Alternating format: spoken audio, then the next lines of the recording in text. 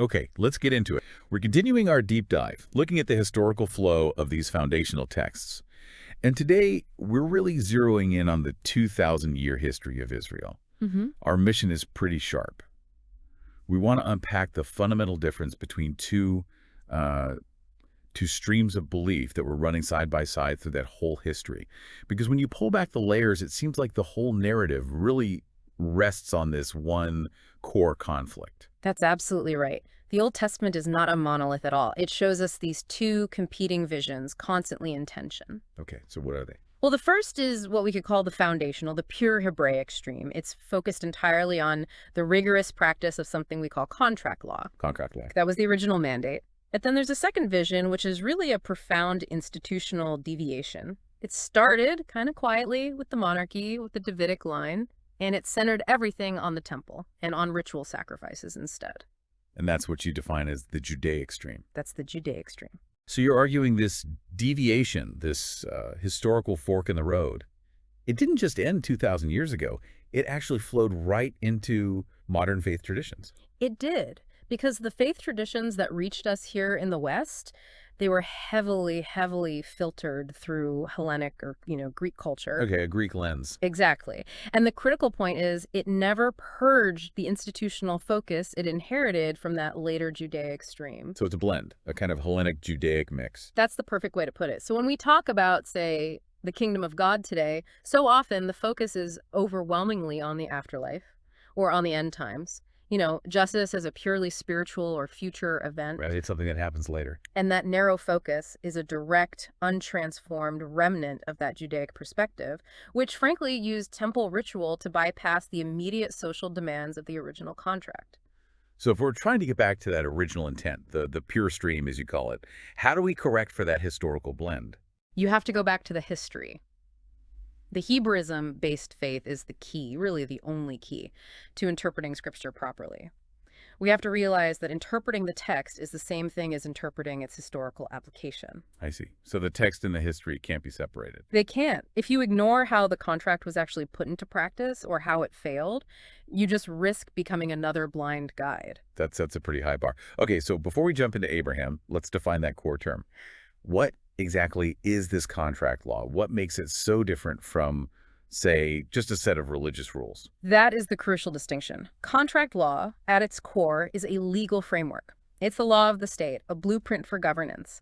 It's not about personal piety or individual salvation in the way we think of it. So it's political and economic. Deeply. Its highest priority is preventing poverty, eradicating status differences, and making sure wealth can't just be accumulated forever at the expense of other people. The covenant details given to Moses, they are revolutionary economic and social statutes. Okay, with that in mind, a system designed for social leveling. Where does this history of the contract community begin? It has to start with Abraham. It starts with Abraham, and it begins with this really radical uprooting in Genesis 12. He's told to leave his kin, his father's house, and go. But we have to appreciate his context. Where was he coming from? He was living an upper-class, privileged life in Mesopotamia, Ur of the Chaldees. He had this noble desire, a personal wish for all people, especially the poor, to live well. The noble sentiment, sure, lots of wealthy people have that. But God's challenge was completely revolutionary. If you truly desire this, you can't do it from your position of privilege. You have to renounce it. You have to become a wanderer. So literally drop to the absolute bottom of the social ladder. A total change of social class. The lowest, most marginalized group in the entire ancient Near East were the Habiru. They were vagrants, landless laborers, orphans, widows, the miserable class with no legal standing. The Bible calls these people Hebrews. That's the identity Abraham had to embrace. So Hebraism is the culture of the outcasts. The contract wasn't made with a king. It was built on the identity of the most miserable. Precisely. The contract's whole goal was to establish a nation where poverty and status differences, rank, wealth, position, simply did not exist. This ideal was the standard. And it was passed to Isaac and then critically to Jacob. Jacob. Right. And he gets this powerful new name, Israel, after the story of wrestling with the divine. What did that name Israel mean for this new community? The name Israel means one who overcomes or one who wins even against God. It's not a title of nobility, it's an instruction. An instruction for what? Their task was to create a perfectly just, equal nation. I mean, an almost impossible socio-political task. They needed absolute, relentless perseverance. The name signifies that they have to succeed no matter how hard it is, never give up. That identity was forged in Egypt and led directly to the Sinai contract. And the history from there seems to move in these striking 500-year waves. Can you map out that timeline for us? The 500-year cycle is a really profound marker. We start with Abraham, and about 500 years later, around 1500 BC, the Sinai contract is established. That's after 400 years in Egypt and then 40 years of specialized training in the wilderness. Training, you say, not just punishment or wandering. Exactly. It was political and legal education. Then another 500 years pass, and we hit 1000 BC, the transition to the monarchy. This is the inflection point.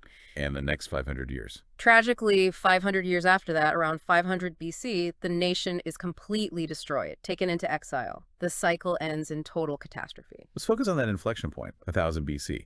David and Solomon. They're traditionally seen as these towering figures, the golden age. But you're framing them as the start of the derailment. How do we square that with the idea they're responsible for the collapse? That is the crucial question. In many ways, they were heroes, but they directly violated the very contract law that defined the nation. Remember the core demand: the king must be a servant of the people. Not elevated above them. No difference in status or wealth. The contract had laws like the sabbatical and jubilee years that constantly reset the social order. They released slaves, they canceled debts. This meant even the king and the elites had to go back to doing their own farm work periodically. So the law forced accountability from the very top. Precisely. But David and Solomon, they wanted what the other kings had. They wanted to rule, to dominate, to maintain dynastic wealth.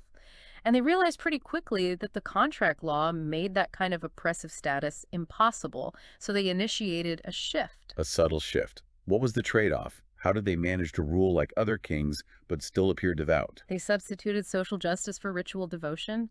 They shifted the entire nation's focus away from the hard work of practicing contract law and onto building the temple and conducting these elaborate sacrifices. Ah, so the logic was that God would be pleased if they were pious worshipers inside the sanctuary. Even if they were violating the economic laws outside the sanctuary walls. It was a sophisticated detour using religious ritual, which, by the way, was common in pagan monarchies, to reinforce the divine right of the king, to solidify their own power. And this had real political and economic consequences, especially under Solomon. Oh, absolutely.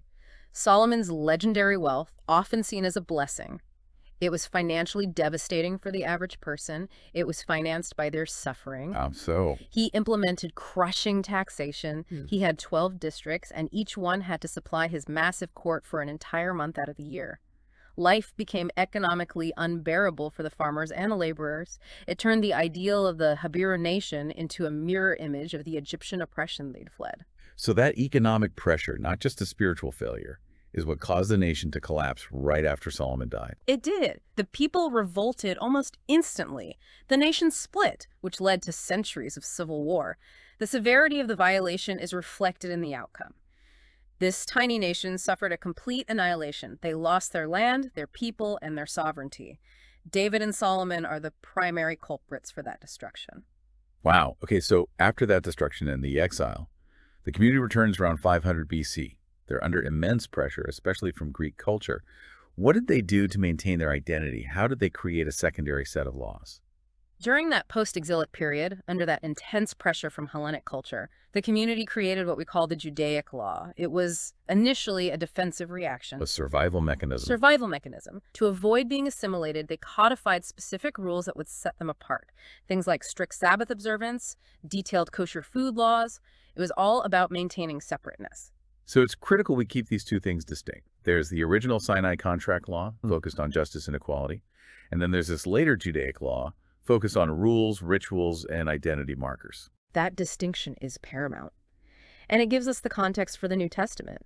When someone like Paul, who was a trained rabbi, spoke out against being saved by the law, he was referring specifically to this rigid, systematized Judaic law. The one that dominated daily life. Exactly. His listeners knew exactly which law he meant because it was the one with hundreds of binding ordinances. And the rigor of that law, especially around the Sabbath, it's really astonishing. Can you give us an example of how extreme it became? Well, they developed 39 primary categories of prohibited work for the Sabbath and then expanded those into thousands of rules. I mean, think about this. You couldn't carry a small needle or a pin in your clothing. That was carrying a burden, which was work. You couldn't write or take notes. And these practices are still observed today, right? They are. The spirit of the law, which was about rest and celebration, it got ossified into absolute legalism. For example, if the power goes out, some adherents won't touch the circuit breaker. Flipping a switch is work. They use automatic elevators on the Sabbath because pressing a button is a forbidden action. The defensive mechanism became an absolute dogma. And in doing so, it often obscured the core command of justice. That brings us to a huge question about faith. These rules were helpful, maybe even necessary medicine for a community fighting for survival. But you argue they became toxic. How does a helpful religious practice turn into a destructive dogma?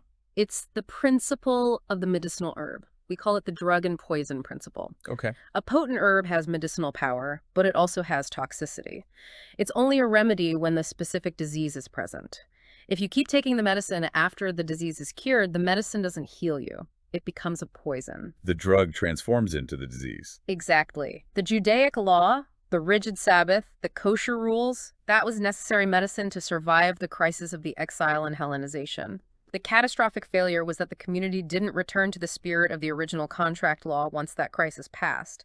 They preserved the temporary defensive rule as an absolute, unchangeable dogma. And once you elevate a temporary defense to an eternal dogma, Mm-hmm. you lose the ability to adapt the core message to a new environment. That is the whole principle of new wine in new wineskins. The scriptures and even our established doctrines, they have to be constantly reinterpreted. And this isn't just an ancient problem. What do you mean? Well, think about the great reformers, Luther and Calvin. They formulated their doctrines 500 years ago. If we blindly follow the specific wording and cultural context of those 500-year-old doctrines today without reinterpreting them for our modern world, we commit the exact same failure that destroyed ancient Israel. We've built a really powerful historical case here. So to summarize for everyone listening, Mm-hmm.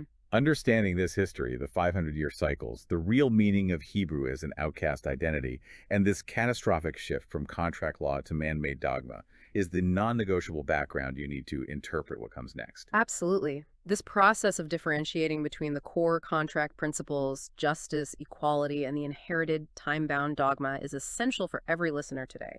If you don't grasp the history of the old contract, you will inevitably misread the new. We've set the framework. Next time, we make that momentous transition into the New Testament history. What should our listeners focus on to prepare for that deep dive? I'd say focus on the documents that show that immediate transition. The Gospels, of course. Then the Book of Acts, which shows the initial implementation of the new contract community. And, maybe most importantly, were the earliest Pauline epistles, especially Galatians and Romans. They tackle these exact issues of law, contract, and inherited dogma head-on. And we'll leave you with one final thought, something that ties that revolutionary beginning to its devastating end. The profound goal of the original contract was not to create perfect followers of ritual. It wasn't about checking boxes. It was to create a community that was capable of absolute perseverance, one that could overcome any difficulty to achieve universal social justice and equality in the real world. If that radical, justice-driven ideal is lost or, substituted for mere ritual, then the powerful name Israel, the one who fights and wins even against God, loses all of its meaning.